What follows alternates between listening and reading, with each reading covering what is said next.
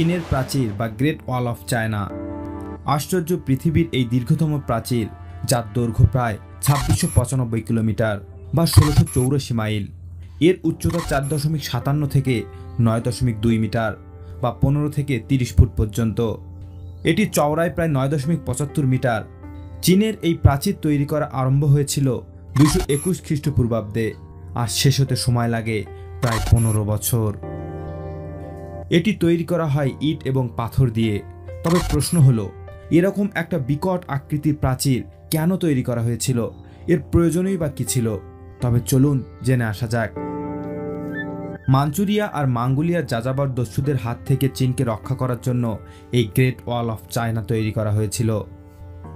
২৪৬ খ্রিস্টাব্দে চীন বিভক্ত ছিল খণ্ড খণ্ড রাজ্যে আর প্রদেশে। এদের মধ্যে একজন রাজার নাম ছিল শি হুয়াংটি। তিনি অন্যান্য রাজাদের সঙ্গবদ্ধ করে নিজে সম্রাট হন। চীনের উত্তরে গোবি মরুভূমির পূর্বে দুর্ধর্ষ মঙ্গলদের বাস, যাদের কাজই হলো লুটতরাজ করা। এদের হাত থেকে দেশকে বাঁচানোর জন্য সম্রাটের আদেশে চীনের প্রাচীর তৈরি করা আরম্ভ হয়। প্রাচীর তৈরি হয়েছিল চিহলি, পুরনো নাম পোহাই উপসাগরের কূলে শানসিকুয়ান থেকে কানসু প্রদেশের চিয়াকুমান পর্যন্ত। সম্রাটের উদ্দেশ্য কি সিদ্ধ হয়েছিল? বোধহয় না। পাঁচিলের অনেক জায়গায় প্রায়ই ভেঙে পড়ত, অথবা মঙ্গল দস্যুরা ভেঙে ফেলে চীনের মূল ভূখণ্ডে লুটতরাজ করার জন্য ঢুকে পড়ত।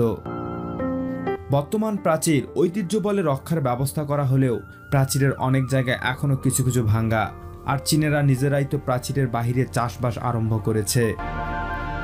চীনের এই প্রাচীরের মূল অংশের নির্মাণ শুরু হয়েছিল প্রায় খ্রিস্টপূর্ব ২০৮ সালের দিকে।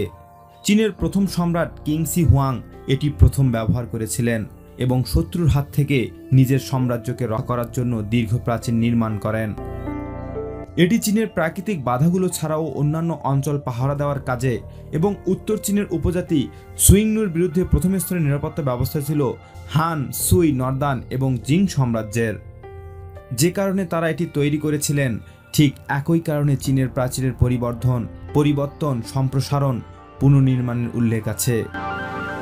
বেইজিংয়ের উত্তরে এবং পর্যটন কেন্দ্রের কিছু অংশ সংরক্ষণ, এমনকি পুনর্নির্মাণ করা হলেও দেয়ালের বেশ কিছু অংশ ধ্বংসের সম্মুখীন হয়। ক্ষতিগ্রস্ত অংশগুলো গ্রাম্য খেলার মাঠ এবং বাড়ি ও রাস্তা তৈরির জন্য প্রয়োজনীয় পাথরের উৎস হিসেবে ব্যবহার হয়। দেয়ালের কিছু অংশ নাশকতার জন্যও ক্ষতিগ্রস্ত হচ্ছে।